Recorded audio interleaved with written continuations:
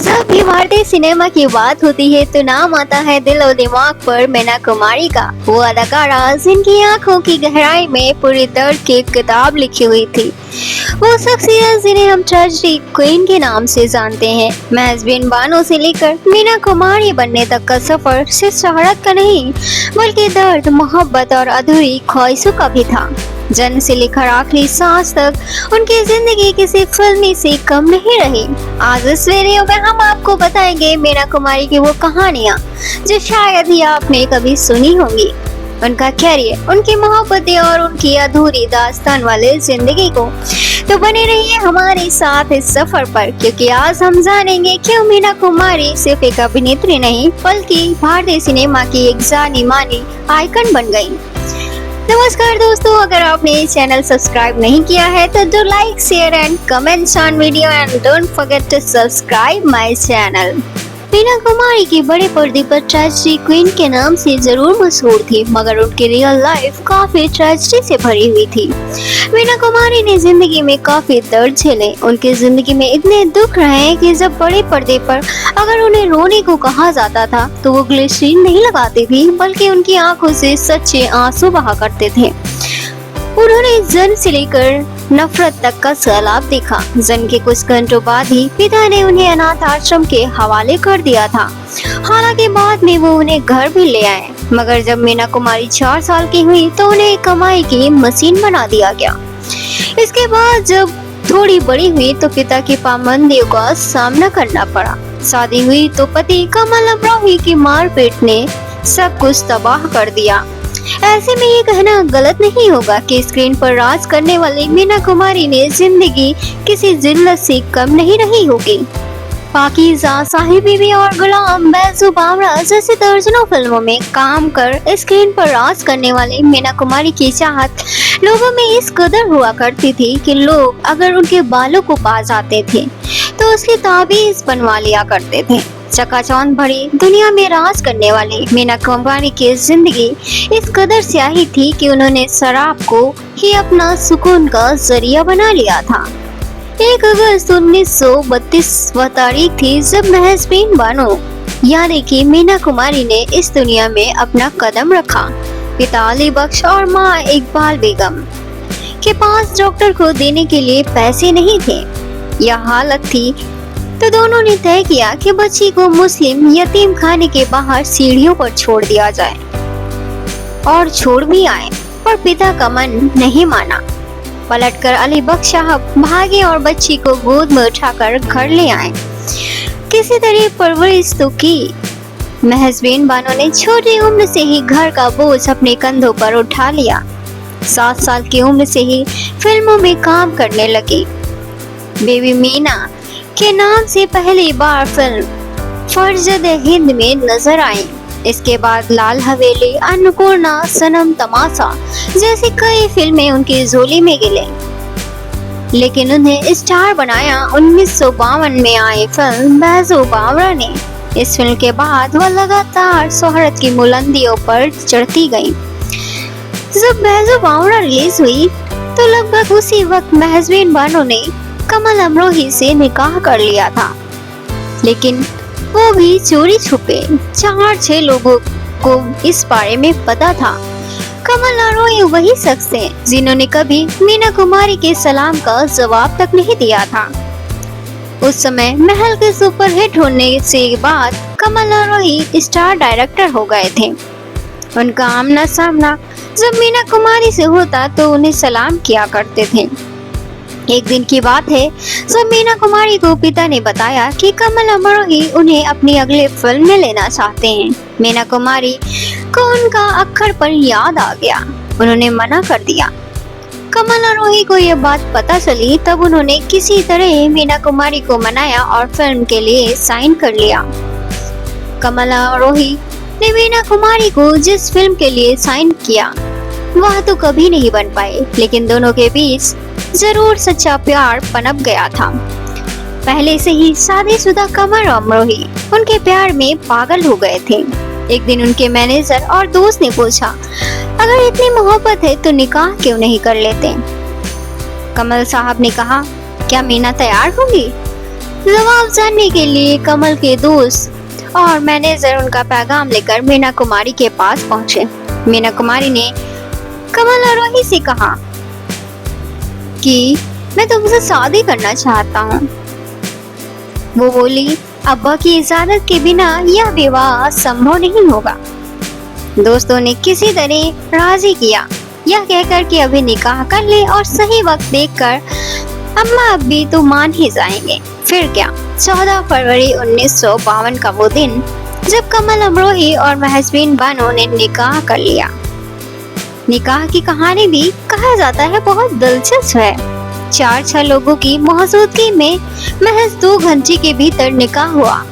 यह वही क्लिनिक था जहां पर महजबीन बानो की फिजियोथेरेपी चल रही थी। पिता अली बख्श रोज रात को 8 बजे महजबीन बानो को उनकी बहन मधु के साथ क्लिनिक छोड़ आते और 10 बजे लेने जाते थे। 14 फरवरी 1952 को भी इसी 2 घंटे के अंदर महजबीन बानो का निकाह प्लान किया गया था। कमल अमरोही के मैनेजर, दोस्त और काजी के 2 बेटों के साथ तैयार हो गए। अली बख्श के जाते ही सब क्लिनिक पहुंचे और काजी ने फौरन कमल और मीना का निकाह पढ़वाना शुरू कर दिया। काजी के 2 बेटों और कमल के दोस्तों ने गवाही दी। कमल अमरोही सिया थे तो पहले सिया रीति से निकाह पढ़वाया गया। इसके बाद सुन्नी तरीके से रात के करीब 9:45 हो गया था। मीना कुमारी और मधु ने काजी से कहा, जल्दी कीजिए। काजी ने फटाफट सब निपटाया। कमल और उनके दोस्त और काजी साहब सब चले गए। 5 मिनट बाद अली बख्श साहब क्लिनिक पहुंचे और उन्हें सब कुछ सामान्य लगा। वो दोनों बेटियों को लेकर घर लौट गए। पिता का गुस्सा देख महजबीन बानो को आखिरकार सच बनाना पड़ा। अली बख्श साहब ने तुरंत कहा, तुम्हें तलाक लेना होगा। उन्होंने दोनों के मिलने पर पाबंदी लगा दी। शूटिंग पर मीना के साथ खुद जाने लगे और इस तरह से यह सुनिश्चित किया गया कि दोनों करीब ना आ सके। उधर कमल अमरोही की बेगम को पता चल गया कि उनके शौहर ने दूसरी शादी कर ली। बेगम बच्चों को लेकर अपने गांव अमरोहा चली गई। उनके रिश्तेदार तलाक के लिए अमरोही पर दबाव बनाने लगे। कमल के सामने अजीब सी मुसीबत थी। पहली बेगम के रिश्तेदार तलाक के लिए दबाव बना रहे थे और दूसरी बीबी से मिलने नहीं दिया जा रहा था। वह हालात से तंग आकर एक दिन महजबीन को पैगाम भिजवा दिए कि इस निकाह को एक भूल समझकर खत्म कर दिया जाए। निकाह तोड़ने के लिए भेजे गए पैगाम के जवाब में मीना कुमारी ने कमल अमरोही को खत लिखा, मुझे लगता है आप मुझे समझ नहीं पाए और समझ भी नहीं पाएंगे। बेहतर होगा कि आप मुझे तलाक दे दें। इसके बाद दोनों अपने काम में व्यस्त हो गए।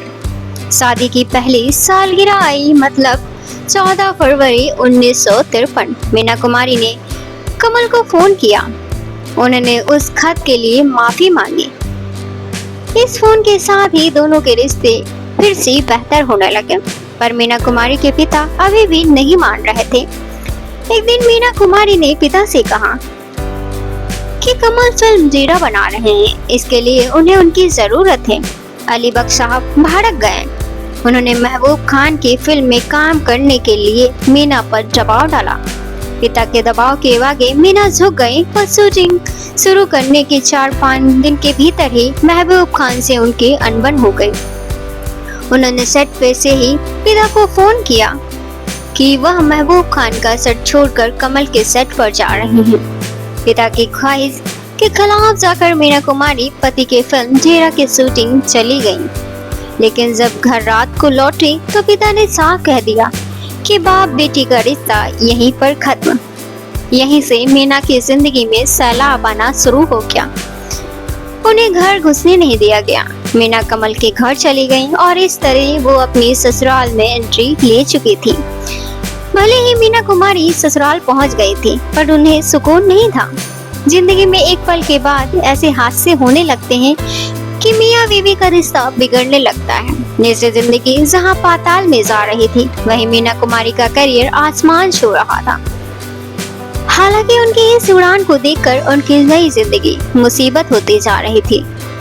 बैजू बामरा ने मीना कुमारी को बेस्ट एक्ट्रेस का फिल्म फेयर अवार्ड दिलवा दिया। वह यह अवार्ड पाने वाली पहली एक्ट्रेस थी। इसके बाद उन्होंने एक से बढ़कर एक हिट फिल्में दी।